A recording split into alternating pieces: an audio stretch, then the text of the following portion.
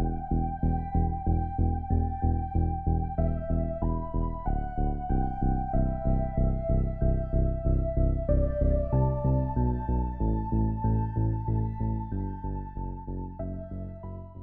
right, ladies and gentlemen, thank you for hanging out with us today. Thank you, Hookah University, for allowing me a platform to have this interview with the man behind Superior CoCo here, Tam. He's very generous in sharing his time today. Very busy man. Decided to come on the live today and share more information about his product. I know a lot of people have questions. Some people have issues, and he's come on here to clear up any questions the community has as a whole. So I wanna say thank you for Tam coming on here.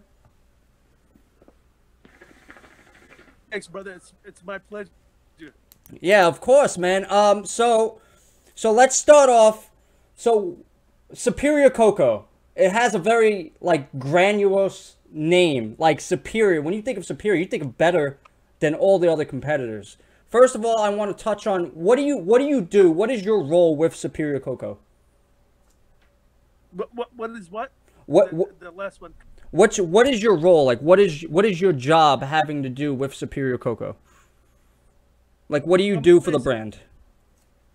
I'm the CEO, you know, the company. Product development, basically everything, you know what I mean? I'm the type of guy that likes to be involved in everything, you know what I mean? So, yeah. So you're the guy, you're the face, you're the guy to talk to when it comes down to these calls. You're like, if people want to get in contact with anyone, you're the man to talk to. I like it. I try to be, man. I try to live up to that, you know what I mean? I try to do the best that I can, you know what I mean? Yeah, no, I hear you. It's short sometime, you know what I mean? It's quite the job to be the face behind something, to be the brains and like, you know, the vocal mouthpiece for any type of brand. So I definitely hear you. So Superior CoCo is really making a statement. How did you come up with the brand itself? So basically, you know, as you know, like any other product that, you know, that was developed in the history of man, is basically there was a need for it, you know. I had an issue all the time, you know, when smoking bowls, you know, it's very hard, you know, to get like a good nice session without like shocking or to stop, pull the coals out, blow through the bowl. Really difficult to get a nice consistent burn throughout the whole session. You know what I mean? Yeah, so basically you as a consumer decided, hey, listen, I think there's something wrong with the coals. I think there's a gap that needs to be bridged here. More research needs to be done about the coal smoking and you know, the heat and stuff like that. So you basically took it upon yourself to say, you know what, I think I can make a coal that's more enjoyable for everyone. Yeah. Well, I wouldn't go as far as saying that there was something wrong with the coals. I believe that, you know, we have, you know, good quality coals on the market. I believe that, you know, there's a lot of room to improve and innovate, just like every other aspect of, you know, the hookah industry. I mean, right now we have like great stems, great bowls, you know, great tobaccos. Yeah. You know, all sorts of, you know, all aspects of the, you know, hookah industry, you know, to bring us like excellent product. You know, I felt like that, you know, when it came to coal, there wasn't enough emphasis on, you know, like the heat management aspect of it. You know what I mean? We have so many different types of tobaccos that require different types of heat, you know, that we decided, you know, there has to be something that we can do to the bowl and put the coals on there. You don't have to worry about your bowl, you know, your bowl burning, you know, shocking your bowl, you know, having bad aftertaste, the whole 9 yards. You know what I mean? So we developed this concept of like heat specific coal line. Yeah, You and know what I mean? I want to interrupt you there because it's very interesting because when it comes down to coals that heat manage themselves is quite a new topic, because when people think of coals, they just think of, hey, we need to get heat on top of the tobacco and the rest will take care of itself. And people have different methods themselves of heat managing, and taking coals off, taking off the ash and stuff like that, or even using an HMD. But what I've noticed is that there's no emphasis on actual coals actually doing the heat management for you, which is very, very interesting. It wasn't until your brand came around that there was more emphasis on coals doing that themselves. Correct. We're the first brand to introduce this concept.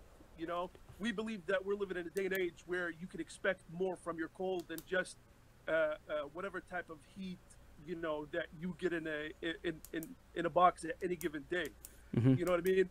We believe that we have the capabilities to produce coals, that we should, that we're able to expect a certain level of heat output.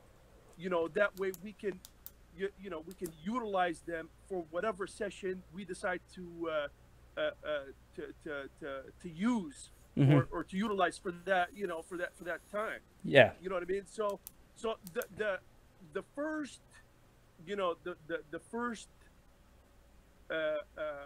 product that we released from our line was basically the green box, which in turn that was supposed that you're able to utilize for any type of tobacco without basically like shocking the bowl or getting it too hot. Yes. Yeah, exactly. And I know that's a struggle with different types of tobacco, because I am a big advocate. I like my dark leaf, but it's not something you start out on. You graduate to dark leaf, in my opinion. And I smoked blonde leaf for a long time, and I've always throughout the history of smoking blonde leaf, I've always struggled with certain brands that make a blonde leaf line, like playing like a game almost with how many coals that this certain tobacco will be good with. And I think it's nice to have a coal that can cater to all different types of tobacco.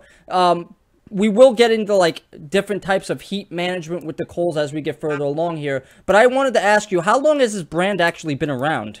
Because it seems fairly new right now. So we released our brand in the U.S. Back in January. What about overseas? Overseas, we've been distributing, under different brands. You know what I mean? Mostly in the Middle East. Yeah, I hear you. So speaking of the Middle East, where do you manufacture your coals? So currently we have a factory that we own and operate in India. Mm-hmm. We manufacture. Excuse me. We manufacture all of our coals there. Okay, so they're made in India and then shipped over to the United States for the most part, and then they're packaged and redistributed here in the States. Okay, because actually, they're packaged. They're also packaged in India. So basically, the whole factory operation is in India. Then it gets shipped out to California, and from California, we distribute it, throughout the states. Okay, so you're basically your main hub. You're established in California. That's where Superior CoCo basically set up their headquarters in the United States, right? Correct. Okay, so I wanted to get more into like a personal question here. What was your first experience with hookah? Because I think my first experience had to be over 10 years ago, smoking out of a Maya hookah, like most of us have always started out with a little flimsy hose, smoking off some kind of like instant charcoal. So when can you think back to when you first started smoking hookah? When was that? Yeah, I remember to the day. Coming from a Middle Eastern background, hookah is basically part of our culture. Mm-hmm. You know what I mean? So yeah. It was in basically every household. I remember back. I think I was about 6 years old. Yeah, and it's kind of funny, because there was a small decorative hookah. Yeah. house, and I actually went into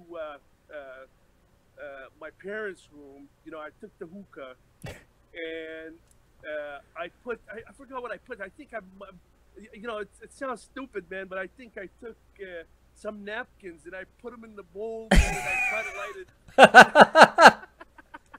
And smoked. And my mom came in, man, and she whipped me, man. And I was like, "Oh, don't be doing this," you know? No, because it's funny because you're talking about like tradition. So you see a lot of like your uncles or your dad. You see a lot of the older people smoking hookah, not not being. It's like a daily thing. Yeah, so you're just being like, you know what? If they do it, I want to be a grown up too. I want to smoke hookah, and you not knowing, you're like, I guess I can put whatever I want in here. This is fine.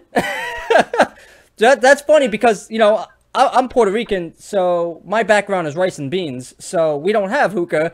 So it is funny to get like someone else's perspective. But when it comes down to like actually when you first started smoking, like started taking it seriously, right? What was your first experience with it? I would say towards my senior year in high school, we have like a really old lounge, like one of the first lounges out here in the Riverside area. It's called the Night. And I remember when they first opened up, and all of the friends, we used to go and hang out over there. Basically, play cards. So it was basically like you and your friends did it as like a recreational thing growing up. But I would say it's definitely ingrained in your history and your culture. That's pretty cool. I wanted to ask you. This is more of a personal question. So what are some of the things right now you like in the overall industry? Like, it can be pipes, it can be hookahs, it can be other coals. What are some of the other things you like that other industries are doing right now? Well, I like the diversity, man. Mm-hmm. I like the innovation. I like the community, and how involved the community is with the product. Because without the community and without people being involved, mm-hmm. I don't think we would be here today. You know what I mean? That's true. In regards to the quality of the stems, the quality of the tobacco, the quality of the bowls, the quality of the coals, the quality of the environment in general. Mm-hmm. You know what I mean? Yeah. That's one of the main things I really enjoy.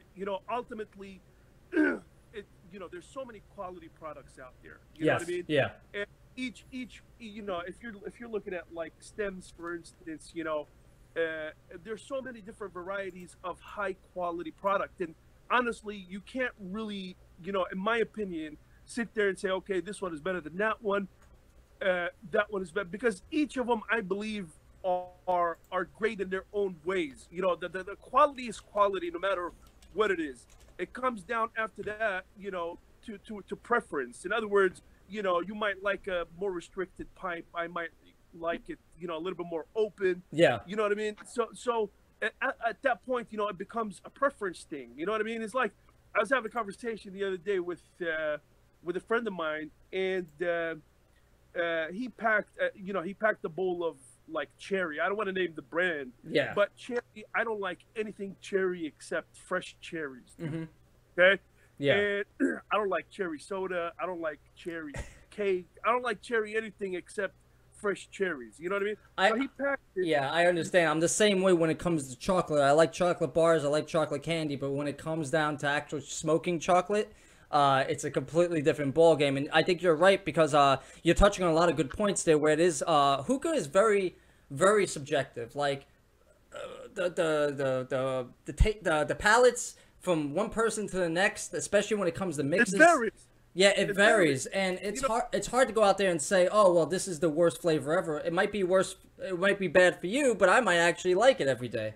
Exactly. So it's kind of telling somebody, hey, you know what? Try this chicken Marcella or something like that. The guy doesn't eat chicken. He fucking hates chicken. You know what I mean? the guy's gonna eat it. Is gonna tell you it tastes like shit. Well, it's not because it's poorly made. Yeah. And it might be the greatest chicken Marcella. Yeah. that was ever made. But the guy, you know, his palate is not, you know, he doesn't like chicken. You know what I mean? So you can't be like, oh, you know. So it's all, you know. Look, quality is quality, and preference is preference. You know what I mean? And to me, like, you know, going back to your question, you know, I like everything, dude. You know what I mean? If it's quality, it's quality. You know what I mean? And I like quality. That's what I like. Yeah, you know and I think personally it really shows in the products that you guys are making. While we're on the same topic of things in the industry, what's something you would like to change? Because I think I'm on the boat with you where I do like a lot of different things, and it's hard for me to be like, oh, I definitely hate this. And I mean, I won't go out of my way to try to bash someone's product, but there are certain things within the industry, maybe a little bit of backstabbing, that I would like to see changed in the industry. What's something that you would like to see overall, that if you had the power to snap your fingers overnight, that it would change? I said for everyone to work together, man. Look, we're one, and I'm in goal. You know what I mean? Ultimately, you know, our goal is to keep elevating, to keep innovating, and to keep moving forward, to bring basically, you know, the products that support our hobby, you know, to like elite levels. You know what I mean? So if we, you know, it's how you stay competitive. If you have a stagnant product, you're basically dead in the water. It's always good to have a little bit of competition because it makes everyone elevate their game that much more. It's beautiful. Competition is beautiful, man. You know what I mean? That's what makes us. You know what I mean? Yeah. Think about it like this: if a guy, you know, a wrestler or something like that, you know, if the guy if he doesn't competition to wrestle against, the guy is never gonna improve. You know what I mean? That's very true. So it's you know, it's competition. You know, creates you know. Like an overall better product. It drives people to push themselves, and even when it comes to what I do, when it comes to reviewing products, I look at other people, especially the I guess you would call them the older reviewers, and I look at what they did and I try to improve upon it. But without them being there in the first place and actually paving the way, I wouldn't have a platform, or I wouldn't have anything to compare myself to. You know, there's a lot of reviewers such as Adrian, Matt, you know. You got Sally over there, Shisha Savage. You got Rob Picaro. You have Zach from Strictly Shisha. You have all these people out there making really good product reviews, which, you know, drives me to up my game. As far as I know, it's got to be tougher in the coal game because there's a dime a dozen. You know, there's a lot of different brands, a lot of different coals, and some coal companies kind of fall to the wayside because they don't keep innovating. They release a product and they just put it out there, try to sell as much as possible. And I like what you're doing. You're coming out. You have the green box, which is, I guess, can we name it the low heat brand, the low heat box? Well, no, I don't think. I think that's a little confusion. So I think, you know, the proper. It's basically the one size fits all box, right? Yes. And the reason why I say that is because the coals are not actually low heat, right? So basically, what makes them an ideal medium heat, right, is the way they ash. You see, the formula we comprise the formula to ash in such a way where it retains the ash on the coal itself. You know what I mean? Yeah. And when it does that, it basically controls the heat transformation from the main heat source itself onto your bowl. You know what I mean? Yeah. So the more basically the more you allow the ash to accumulate on your coal, the less heat transformation that is going to happen. And ultimately, look, let's go to the bare bones now. Okay. Now, what's like if we look at the concept of a hookah, right? And smoking a bowl. Yes. You know, utilizing, you know, the stem, the bowl, the foil, and the coals, right? So, what do we have? Basically, the whole concept behind it is to heat up, okay, the contents of the bowl without burning the organic, right? But you know what you're trying to do is you're trying to vaporize the nicotine, glycerine, and the flavoring without burning the organic. Yes. Only then, when you achieve that, only then is when you have a nice, pure, clean smoke flavor that will prolong your bowl, longer than you can imagine.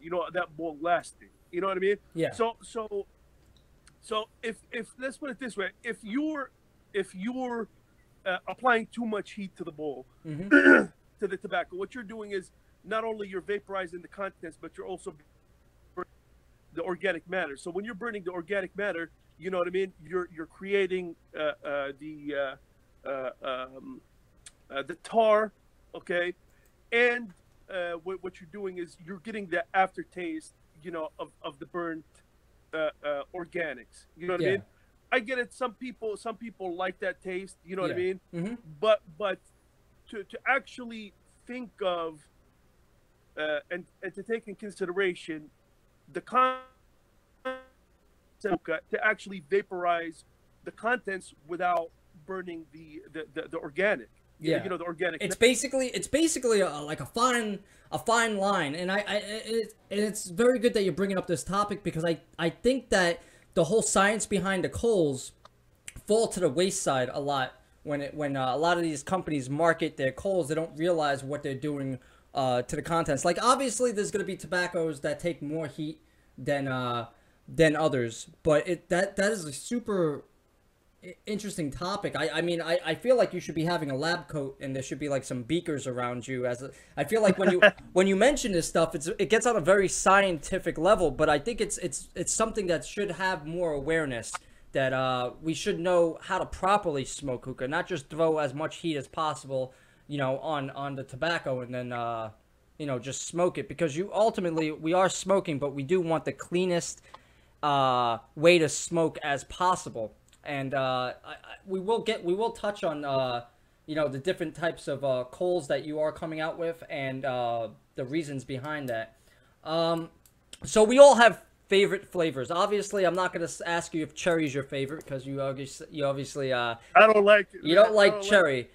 So right now I'm smoking some new tobacco organic mint with I think it's pineapple guava, and I really like it. I'm not really a fruity flavor type guy, but what are you smoking right now? I'm smoking on some Azure lemon muffin, man. I have been stuck on that flavor for so goddamn long, and I blame Jeremy. Okay, I blame Jeremy for that, man. When he came to visit me, he brought some of that over, and he put it in the bowl, and as soon as I took the first hit, man, I was like, holy shit, dude. Yeah, it's my favorite flavor right now. I just recently ordered some Azure from Hookah John's website for his he's doing a giveaway. If a lot of you don't know right now, he's doing a giveaway incorporated with Azure, and a lot of other companies are actually doing. I think Hookah Junkie and Hookah Heroes I think they're doing it too, but don't hold me to that. Where if you buy a kilo of mixed flavors up until you can buy the 250 grams, because I haven't seen Azure kilos, you can enter to win the chance to get 2 tickets to the Chicago Expo, and I think that's really cool for some people who don't have the money to go to did I say Chicago Expo? I mean the Las Vegas Expo, the dubbed Hookah John Expo. Now, are you gonna be there in Las Vegas? Yeah, we're gonna go there. We haven't decided if we're gonna exhibit at this point. I mean I know those booths are pretty expensive, It's not cheap. Yeah. It's not cheap to get a table there. So it's well worth it, though. You know what I mean? Just it's a great event. Much respect to John for putting together an event like that. To bring the community together. You know what I mean? And basically, he's trying to fill in the gap that we have over here in the States. You know what I mean? Yeah. It's well worth it. You know what I mean? I mean, at this point, based, on our current standings, we haven't decided that if it's going to be something that we choose to exhibit in or not as of yet. But nonetheless, we are no matter what, we are going to be down there. Yeah, I mean, you obviously want to make a presence there with your Superior CoCos and get them out there and show people, because I think when it comes to coals, just like tobacco, it's very subjective. People have been smoking out of certain coals, and they live and die by certain coals, and that's what they like. And they're very when it comes to change in the hookah community, especially when it comes to coals, smoking off of something differently, they're not easily swayed. So it's very important, I think, to get products in the hands of the consumers, even if it is something such as like a sample size, to show them, hey, listen, this is a new product. Try it out, make your own mind. I like that. I like that idea. I'm hoping to see you there in Las Vegas. I'm definitely gonna be there. You know, I'm probably gonna be carrying one of those big ass drinks around with the straw. You know, the whole Las Vegas touristy thing. So that should be fun. While we're on the topic of what you're smoking out of, what hookah do you are you using right now? Can you show us? Oh, nice. You know, that tray always got me. Like, how is cleaning out of that tray? Oh, it's easy, man. This fucking thing is badass, man. I love this shit. Okay, so really quick to go back to the comments here. I know I've been neglecting the comments here a little bit. Sorry, we got kind of caught up with the whole talking stuff here. You have Caleb, you have Jeremy here. I got Wilson. What's up, Wilson? How you doing? You got Andrew from Black Lava. What's up, buddy? I had a great time in Chicago with you. Yes, I know I misspoke about, I called it the Chicago thing. You know what? It's still in my head. I had such a good time. You got Sammy. What's up, Sammy? How you doing, buddy? Thank you guys for joining and being a part of this. And feel free, if you have any questions, write it in all caps so I can see it better and I can let Tam know what the questions are. So let's get back to the Superior CoCo brand. Now, when it got released, basically it got some good reviews and some mixed reviews. A lot of people were upset with the coals, but a lot of people also defended them. I think the misconception was they did not like the amount of ash, but I think at the time when they were talking about this, they I don't think they were educated in the way what was the purpose behind the ash content and what it actually does. Now, I know we talked a little bit about this when it comes to heat management and stuff. Is there anything you wanted to say more on the topic as far as the ash potential from the coals? So basically, you just hit the nail on the head. Basically, like we talked earlier, like we said before, we're introducing the first line of heat specific coals to the market. You know what I mean? Yeah. And the green box was basically the one size fits all. Yeah. Okay.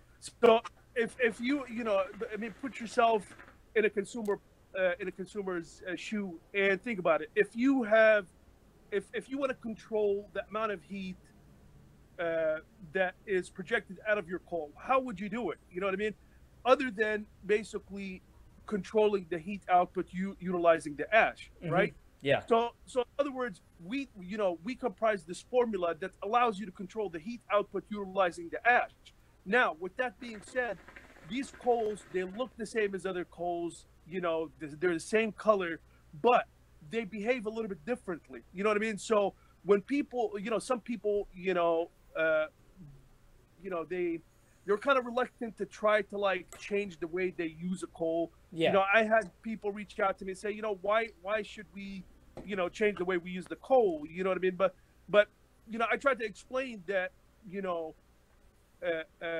by utilizing, this coal, ultimately you're going to get a way better session, because, you're not overheating your bowl. And ultimately when you overheat your bowl, you're done. You're getting very bad flavor, and which is basically more for people out there. It's called shocking the bowl. You're basically ruining the head before it's even got a chance to perform.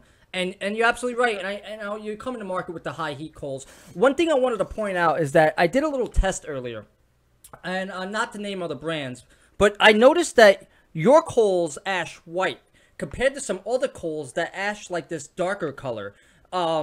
Is it something that is inside the chemical makeup or the formula that makes it ash this different color?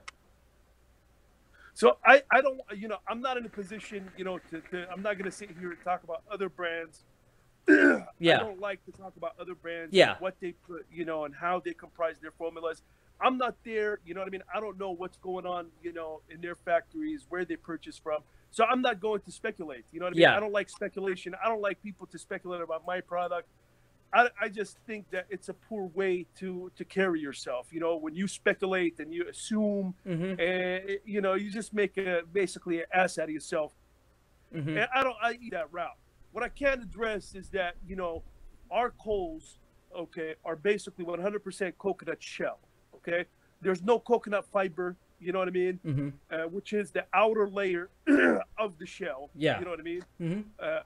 It's basically 100% coconut shell. Okay, zero additives. Okay, no fillers, and we use basically an organic binder. Okay. An organic starch binder, and that's basically water binder, coconut shell carbon. You know what I mean? Okay. That's what's going on.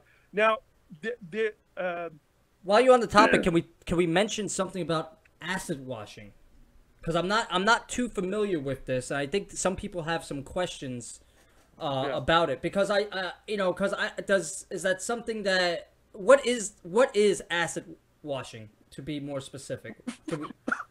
So basically, it's a method to minimize the organic content in the carbon itself. Okay. Right? So in other words, when you burn, when you get wood or shell, coconut shell, whatever it may be, and you turn it into charcoal, there's still some organic matter that's inside of the product. The carbon. Yeah. Okay. Yeah. So that's the organic matter that's left inside of the carbon is what actually creates the ash. You understand what I'm saying? Yeah. So they're based on my experience, from factories that we visited a long time ago, and based on our connections in the industry, and based on facts, you know what I mean? I'm not calling out any brands here in the U.S. Like I said, I'm talking about the factories over there that manufacture this stuff. And and a lot of us in the United States, a lot of us watching now, have zero insight on the production value of this. So it's very interesting to get this insight. Yes. Yeah. So basically, what they do is they basically utilize a certain type of acid to basically remove. Or not remove, actually minimize the organic matter in the carbon. Yeah. Right.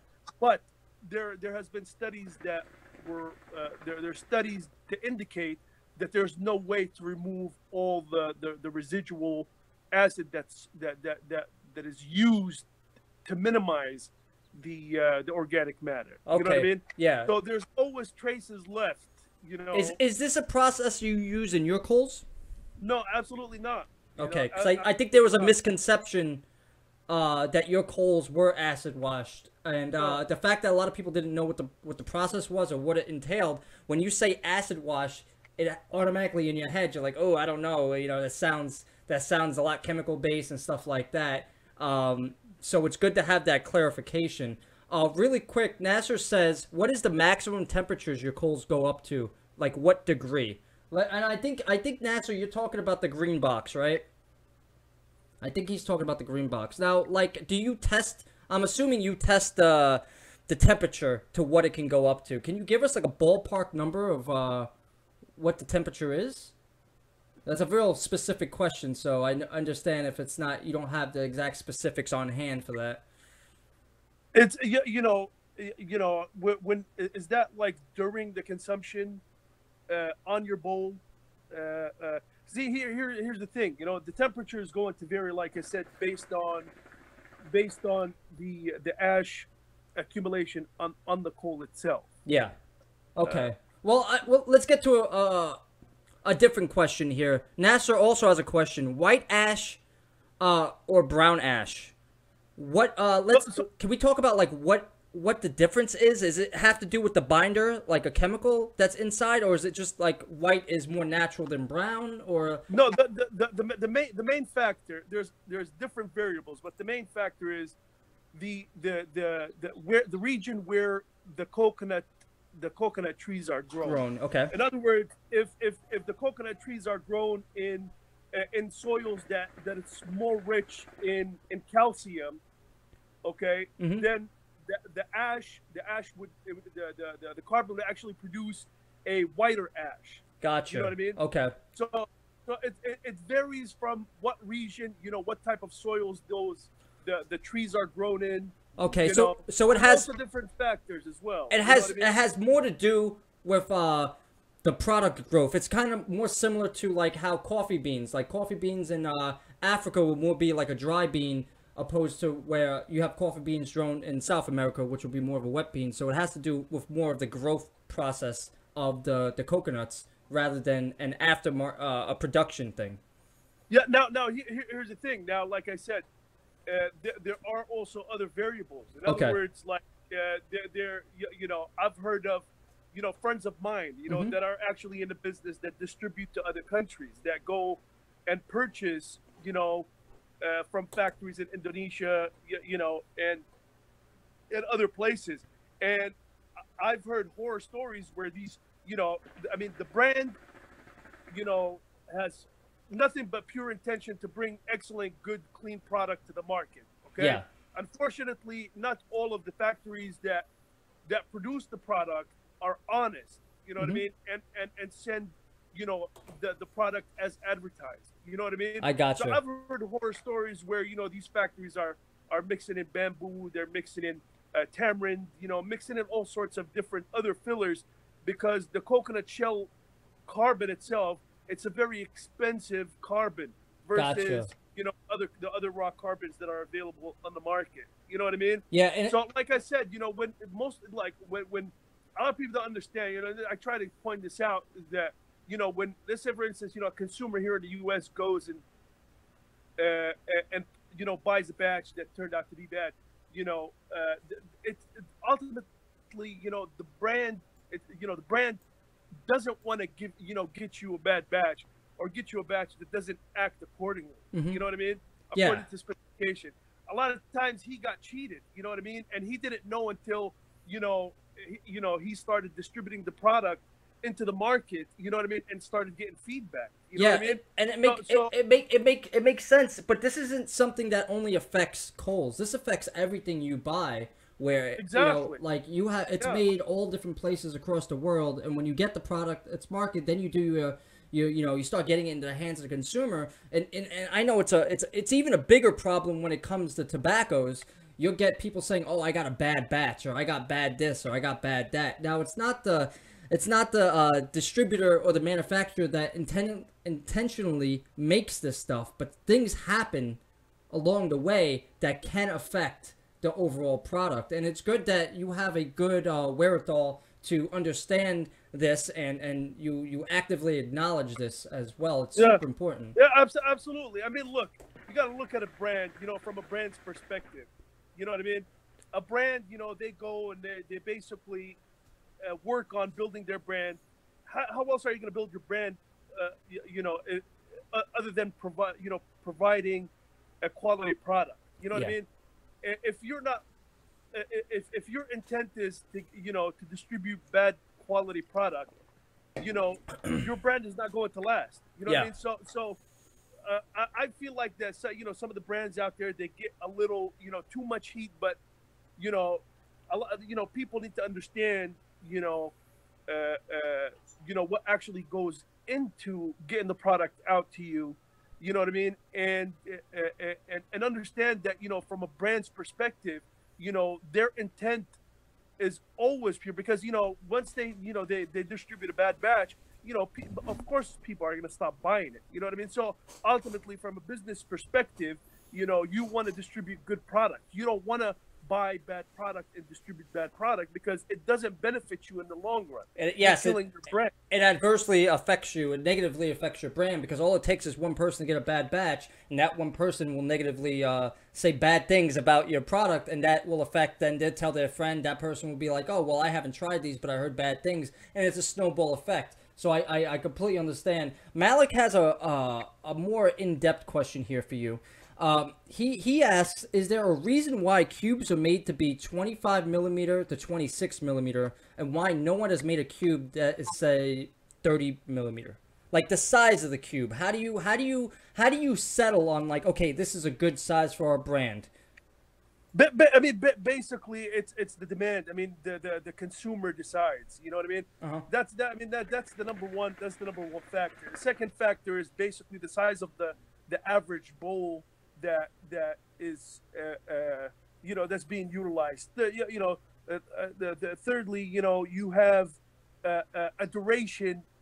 An average duration, basically, like the average smoker, the average smoker's smoke session duration, is roughly what, about an hour and a half maximum. Yeah. You know what I mean? So ultimately, if the bigger the cube, the longer it's going to burn, and the smaller it is, it's actually the less.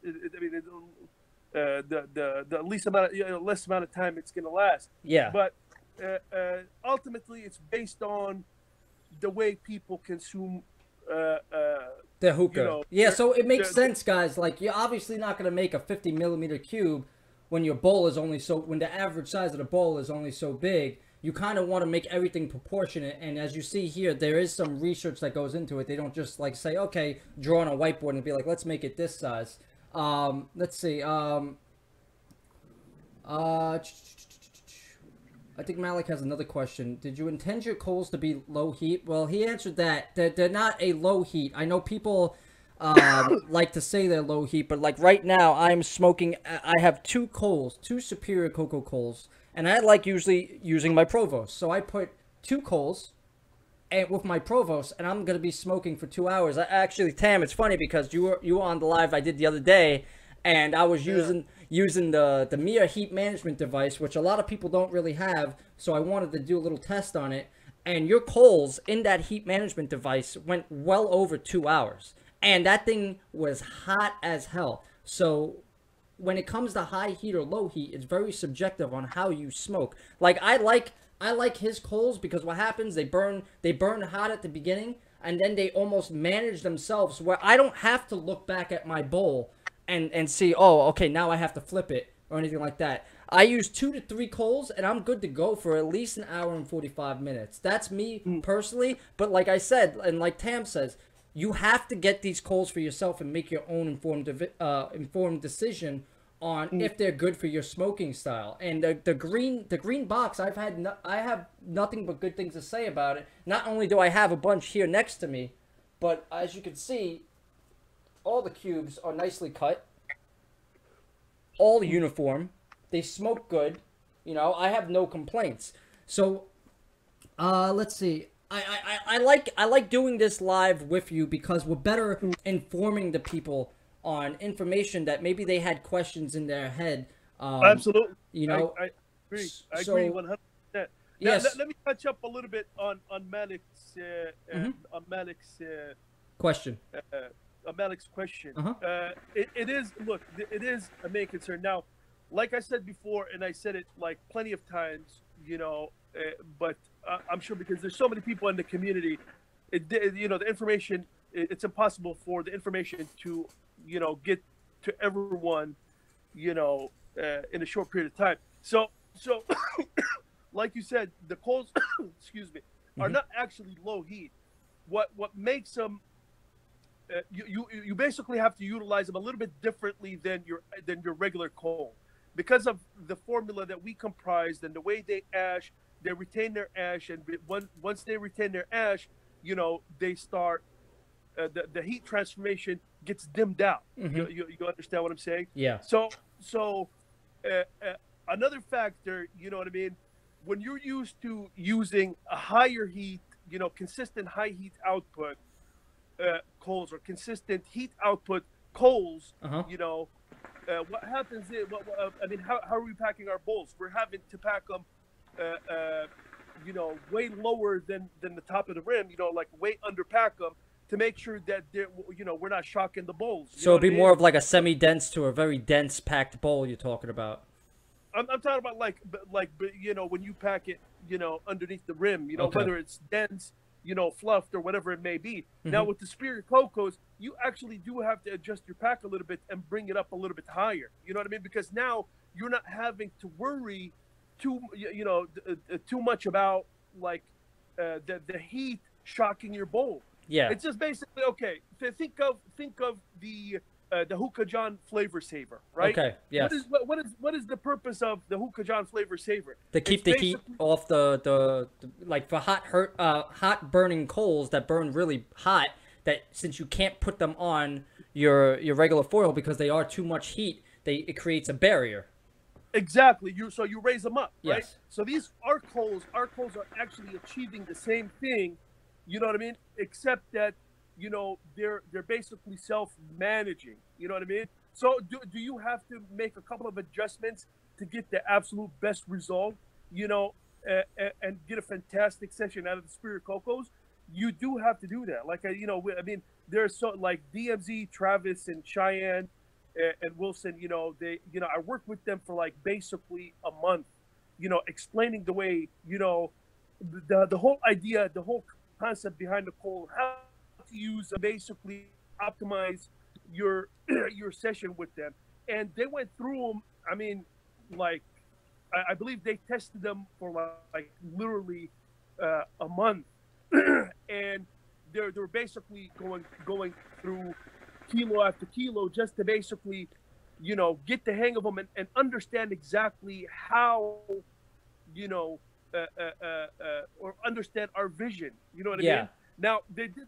I'm not saying they didn't understand it like immediately. It just it's one thing to understand one thing, or it's one thing to understand a thing, and another to basically get consistent results. You know what I mean? And I think it's good that you did send it out for sampling. You told them, hey, listen, these are what these coals are about. We need your input, because it's very important to get input back from the community, because ultimately you are the guys who are going to be smoking it, and you don't want a product that's untested. So you heard it here first that he does send it out to test it and to check these coals. And anyone who's been buying Superior CoCos for a little bit now, they will have gotten, from my understanding, the new hex coals.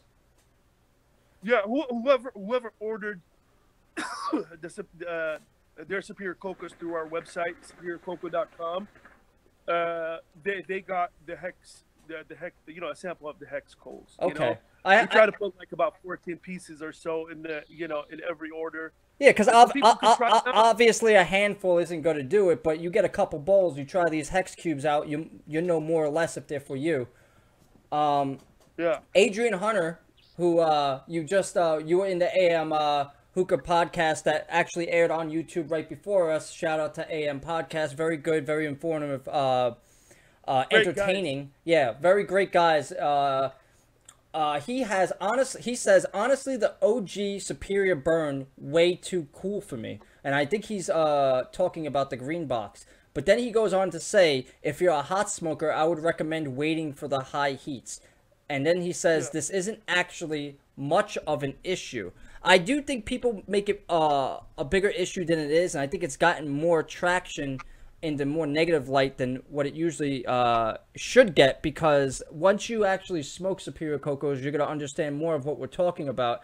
But this would be a good way to plug the high heat coals. So I know you're coming out for Red Box. I've seen it all over social media.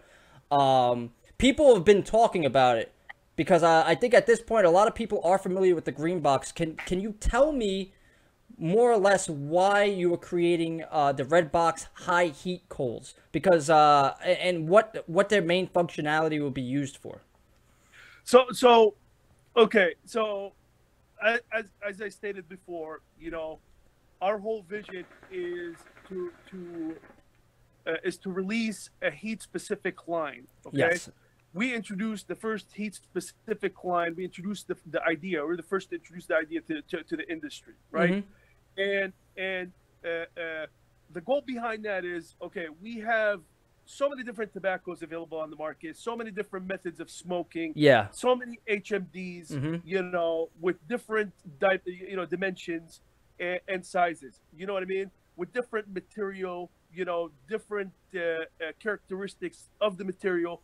That, so you know, some uh, require more heat, and with limited space, and Yes. so, some so they 'Cause have different characteristics. You yeah, follow because what I'm with the saying? HMDs and different size bowls, like I usually smoke at a 80-foot 80. You know, some people will use the alpaca rook. Some people, which is a wider bowl and holds more tobacco, and they might pack it differently, or they might use a symphony bowl or a harmony bowl, and there's so many different ways. So basically, it was a natural progression to eventually get to these, the more high heat Correct. coals. Correct. So Correct. why? So what would I be using these high heat coals for? What are they more So geared so towards? so they're going to be ideal for the Lotus, for instance. Mm-hmm. As you know, the Lotus, you know, a lot of people love the Lotus. They love to use it, but unfortunately, because of the size of our cubes, and of the green box, Mm-hmm. you know, and the way they ash over, it doesn't. It's not ideal for the Lotus, for instance. You Yeah. know what I mean? Mm-hmm. Because you can't fit enough in there to power it. You know what I Okay. mean? And we understand that, and you know, whoever talked to me, and uh, we basically, I told them, hey, that's not ideal. That's not ideal for it. And actually, uh, I mean, even though you're saying that they are for an HMD, I could still use them on a blonde leaf tobacco, something that would necessarily take a little bit less heat. well, the blonde leaf, yeah, they're more targeted towards blonde leaf, okay, and tobacco's ghee that can take the actual higher heat, and the HMDs that require higher heat to power them up. You know Yeah. what I mean? Mm-hmm. So I deal, like I said, there's so many different ways of smoking, so many different tobaccos, so many different types of bowls, so many different setups. You know what I mean? Exactly. That Yeah. having one coal, to serve every single setup, I don't think it's ideal. You know what I Okay. mean? So why not have a line of coals? Basically, hey, today I feel like smoking, Tangiers. I'm gonna use a coal that is medium to lower heat, or a coal that can basically that I can adjust the heat output of on it, so that way I don't burn the bowl. You know Yeah. what I mean? Me personally, my favorite, me personally, I don't like the higher heat. You know what I mean? Yeah. And the reason why is because I enjoy my session for the flavor and the clouds. I don't like any aftertaste. I don't like, having to worry about the bowl being shocked. I don't want to have to worry about that, dude. So I get my cubes and I put them on the foil. Mm-hmm. You know what I mean? And I just rock it, dude. You know what I mean? I just rock it until you know what I mean? Yeah, I completely agree with done. you, because I'm a one round of cubes guy. I know there's a lot of smokers out there that go multiple rounds of cubes, and they say, oh, my bowl can last 3 hours with this, or if you pack it a certain way, it will last this much longer. I smoke it until the flavor dies down, till the clouds die down, and then I just make another bowl. And Yeah. like Another benefit that I want to touch up on is that Mm-hmm. when me personally, based on experience and based on understanding the mechanics behind this whole setup, the best way to prolong your session, and what I mean by session, I don't mean just cloud output, I mean the flavor in your bowl, is to basically have the right amount of heat, okay, to vaporize the contents of your shisha, which is the glycerine, nicotine, and flavoring, okay, without burning your organic matter, right? Yeah. When you do that, what happens is you actually you're actually able to vaporize all of the contents, okay, without charring your tobacco. Mm-hmm. You know what I mean? So when you char it, obviously you killed. I mean, you're killing the bowl, and you're killing the shisha and whatever is in it. You know what I mean? Yeah. So ideally, the lower heat. You know what I mean? Prevents this from basically the lower heat. If you're having issues right now with the Superior CoCo, maybe your style of smoking, just maybe try another coal. But the thing is that we don't want to burn the bowl. Where I've seen people in lounges all the time where they sit there and it's almost like they're just smoking charcoal at that point. There's nothing left in the bowl. The flavor's gone. Everything's burned up. Where they're just inhaling like charcoal smoke at this point. They're still getting clouds, but I think it's like we were talking about earlier, how it is subjective. People smoke for different reasons. Some people just smoke a bowl and they just keep smoking as long as they get clouds. They don't care. People like you and me, we like the flavor. We like the overall experience of the bowl to come through and really shine through. And I think that's what these coals do. Really, to switch a little bit gears, we had the success of the Chicago meetup. And your calls were very much well appreciated there. And I think a lot of people had some really good sessions on the Superior CoCo. With that being said, do you see in the future more events sponsored by Superior CoCo, or it being the main coal used at a lot of these different meetups? Because I didn't hear a single bad thing.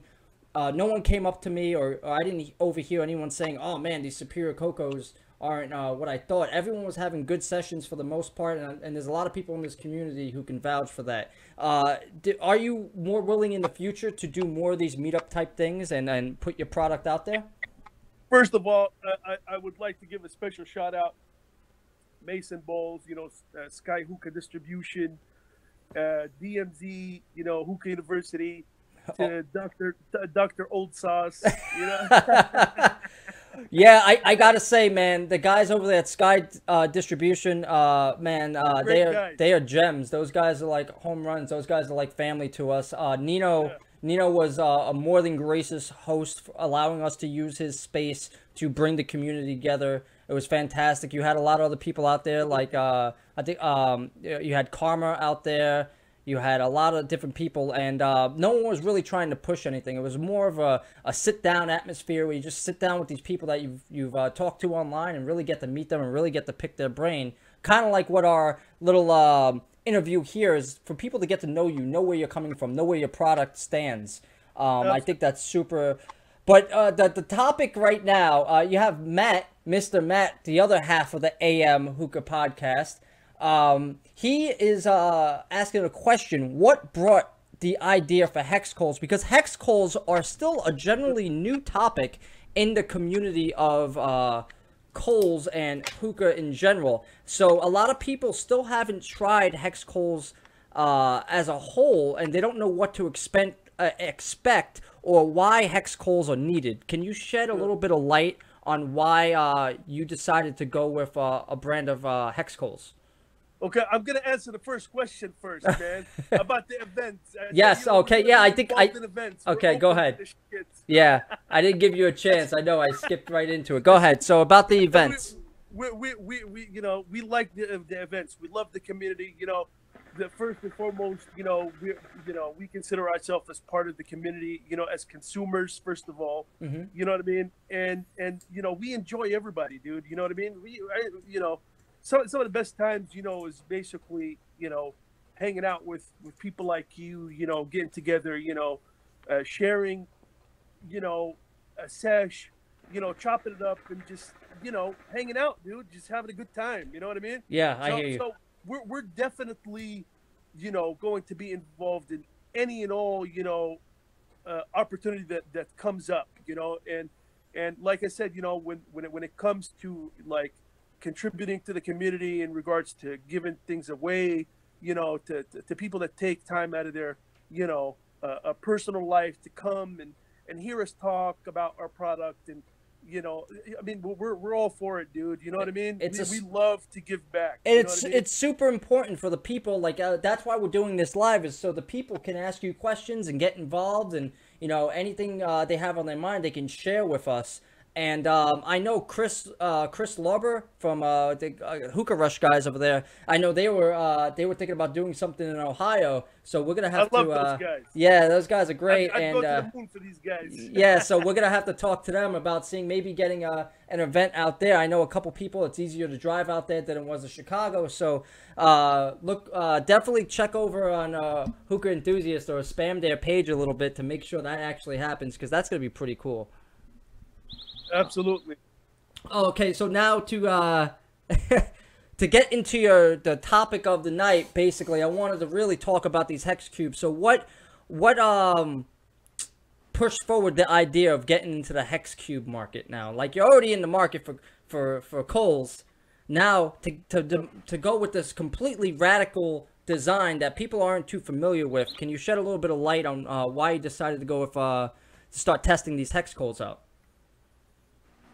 So the hex coals, they're actually really popular down in in South America, in the Middle East, and pretty much in Europe. Mm-hmm. You know what I mean? And the reason why I believe that they're really popular is because of like the square inch coverage, right? And the heat output of the coal itself. I guess so that's pretty much kind of. It has to do with like the design, right? The design of the hex cube. Exactly. You know what I mean? Hex so cube. that before it was basically kind of like a cylinder shape. Okay. Right? So after the cylinder shape, they realized, okay, the cylinder will keep rolling off of the bowl, so it's ideal. You know what I mean? To stay on on the bowl. Mm-hmm. You know what I mean? Because it prevents it from rolling off. But ultimately, it's basically for the same reason why people like flats. You know what I mean? Yeah. It's for smaller bowls. The heat is a little bit more manageable. Honestly, they're a great design. I like using them, for basically like a shorter session. Mm-hmm. You know what I mean? Yeah. It's basically another option for you to utilize to optimize your session, whatever it may be. Whether it's like basically you want to have a 45-minute session or an hour session. You'd use with a smaller bowl. You'd use the hexes, and you'd still have coal left, and you don't have to worry about the bigger cubes. Basically wasting the bigger cubes, essentially. You know what I mean? Yeah, no, it makes sense. And I know Caleb said that he gets really good sessions out of the hex cubes. And I know I really want to get the hex cubes in the hands of more people and let them really try out to see the difference, because it is a different style of smoking. Now, Matt says here, are they long then flat? Or wait, what? Are they longer than flat? I don't know what you're meaning. Are we talking about something completely different here? Are we talking about it? Are we talking about the coals here? But I actually have the coals right here in front of me. Now, so these are the hexes samples that I got sent to me from Tam when I got the cubes. Now to put it in perspective, like I don't necessarily want to throw I won't say the brand, but you will see a definite size difference here. I know this was a question that some people had. They wanted to know why your hex cubes were shorter than the ones that are actually on the market now. And to put my 2 cents into the whole mix, I found out that they were very easier to manage when it came to, especially if you had different size bowls. Like now, like if you put this is a competitor's, if you put this on a 80x80, you're covering basically the whole bowl. Now, this gives you more freedom. This is the Superior CoCo Hex. This gives you more freedom to move it and to have better placement on top of the bowl. Like, I have noticed that actually comes in handy. But then again, it's hard to describe what I'm talking about when a lot of people haven't tried the hexes. Why did you create a smaller hex cube rather than the ones that are already on the market? Because the ones on the market are all similar in size, and I noticed right away when you sent me the samples of the hex cubes, I noticed right away they were shorter. Is this the same reason? It gave so you can change it up with different sizes of bowls and have different placement on the bowl? It's basically like to give you more control. You know what I mean? Okay. It's if a bigger one, obviously, I mean, I don't know what the goal was for the other brands, but for our goal is to create a hex that's versatile. You know what I mean? And to basically be used for the smaller sessions. In other words, if you have double the size of the Superior CoCo, you're not really achieving what the hexes were designed to achieve. You follow what I'm saying? Okay, I see what you're saying. Let's say, for instance, like with the Phoenix HMD, right? For the people that have the Phoenix HMD, yeah, 3 of our coils actually fit inside of the Phoenix HMD, opposed to just 2 of them. No, the other ones don't fit at all. No, I was like opposed to like the competitors where you can only put 2 of them, so you would have more. No, you can't. You can't. You can't fit them at all. That's what you're saying. Yeah, you can't because they're too long. You see, they're too long. I mean, unless you stand them up. Yeah, you know what I mean? But that's not. Then you're defeating the purpose. But yeah, okay, I see that. So you had heat management devices in mind when you were making the shorter hex cubes. Now, really quick, I wanted to just say that we will be giving a box away. And are we still doing this shirt, Tam? Yeah. Oh. Well, do the people want? Do the people like the shirts? I know. You guys, you have to check out his shirts. I mean, I have my own Dr. Noobsauce shirts here, but I do like the Superior CoCo shirts as well. And the hats they're great. They look really awesome. So we will be giving away a kilo of cubes. And we will be giving away a shirt to one of the people who participated in the chat. That will be up a little bit later after the live is done. I just wanted to point that out there. And I think Jeremy will be giving away a Japona mouthpiece as well. How about we do this? How about we give them the option between a shirt or a hat? You know what I mean? Oh, okay. Well, people love options, so. You know? I like to provide options. You know? Yeah, that's it. I mean, if your product is any indicator, he does give you the options to smoke how you want, and now he's going to give you the option to dress how you want. So you can pick a shirt or a hat. So that's pretty cool.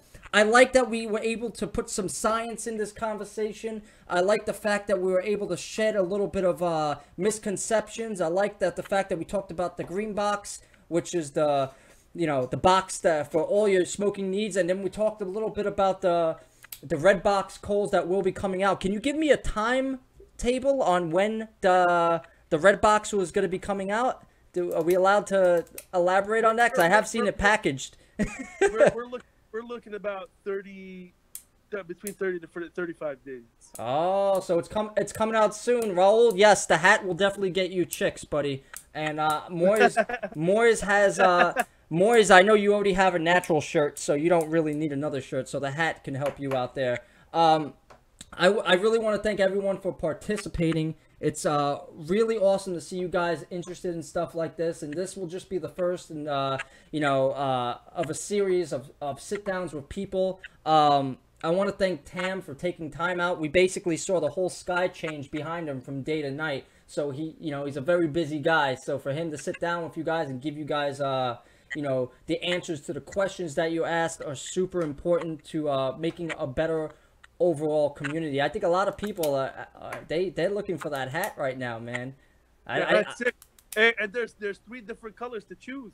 Oh, see, so we're gonna give when we pick the winner later. More options. More options. What can you ask?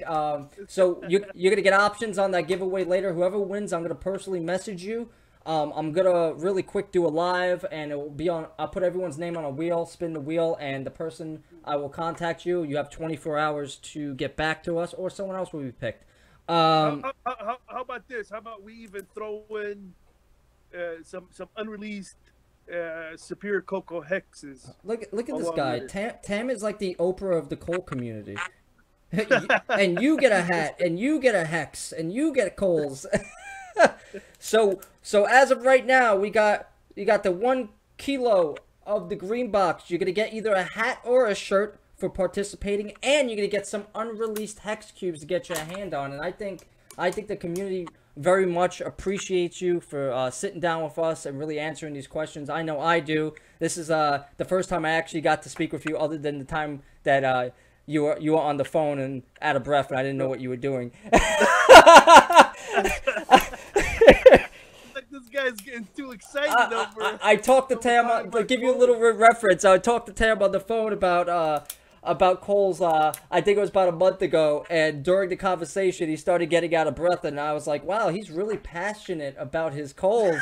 It's getting him really excited." But he was actually like doing a little hike while we were having the conversation. But I was worried about him for a second there. I was a little curious what's going on. So now this is the point where I want to give you the floor. If you need to plug anything else, or if there's anything that we missed that you want to talk about, or let the community know that you'll be doing, this is your time. So here you go. It's free mic open to you. You can say what you want. First, I'd like to give a shout out to everyone in the community. Without you guys being involved, giving feedback, sharing your experiences, talking about,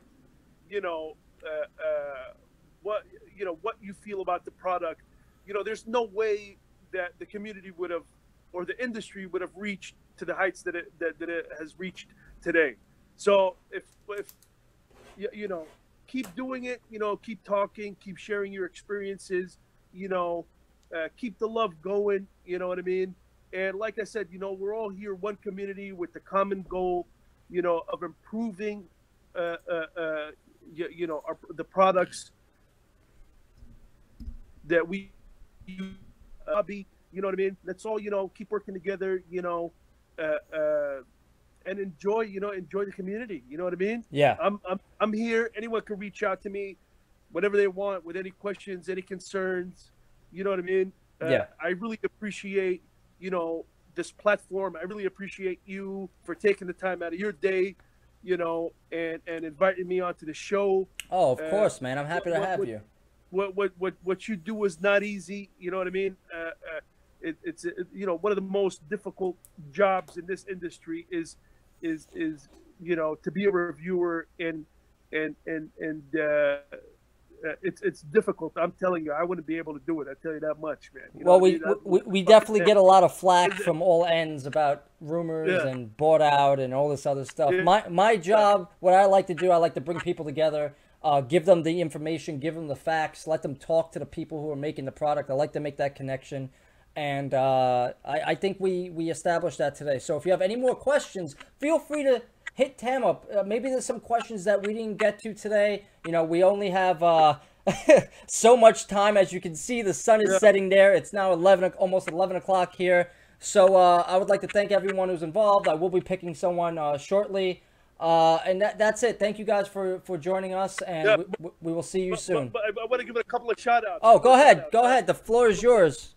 A special shout out to my mama. No, I'm kidding. I would like to thank God. I would like to thank my first grade teacher steering me in the directions of Coles. Yeah. No, I want to give a special shout out, to all the contributors in the community, the groups, special shout out to Travis, Jeremy, Kyle, Christian. Special shout out to the guys from DMZ, the guys at THL, HOOKAH Bias, everybody, everyone that's basically, out here being, friendly with everybody, open-minded, sharing their experiences without any, judgment, just, being kind to everybody, from the noob, not you, the noob. I'm talking about like the real noob sauces. You know what I mean? To the elite. You know what I mean? Like I said, man, we're one community. We should all work together. You know what I mean? And have fun, dude. You know what I mean? Yeah. And, I mean, that's what Hookah's about. About sitting down with someone across from you and just talking about stuff. It can be anything. And there's very few mediums this day that allow you to to actually do that, to still sit there with your buddies and do something. You know, it's great. I think that's something I will keep advocating for in the hookah community. Is there any other shout outs? Any teachers or any? I'd like to give a shout out to my third grade teacher. She told me I'd never make it. Look at me now. All right, buddy. Thanks for coming on here. Thank you for everyone. I'll get back to everyone about that giveaway shortly. And peace. I appreciate it, man.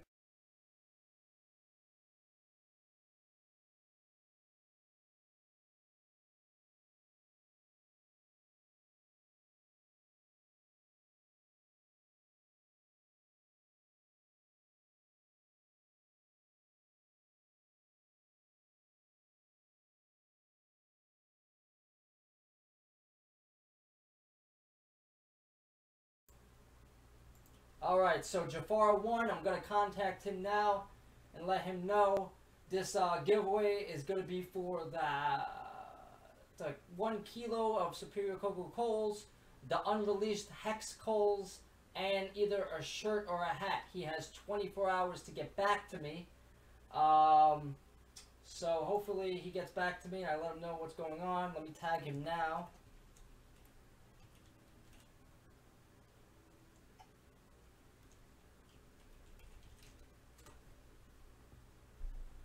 So that's that. Oh, no, you're not winning a Met pair. Where's the sound? I can't hear you. No sound. Yes, I just, who the hell is that? That is another community member. That's who it is. I know Doug is probably cursing me to high heaven right now. And Doug is all about that free shit. But yeah, that's what we got. Thank you guys for participating again, and we'll be doing another giveaway soon. Don't be too mad at me. Hopefully we'll be doing more, so next time you will you'll be able to win. So Jafar won.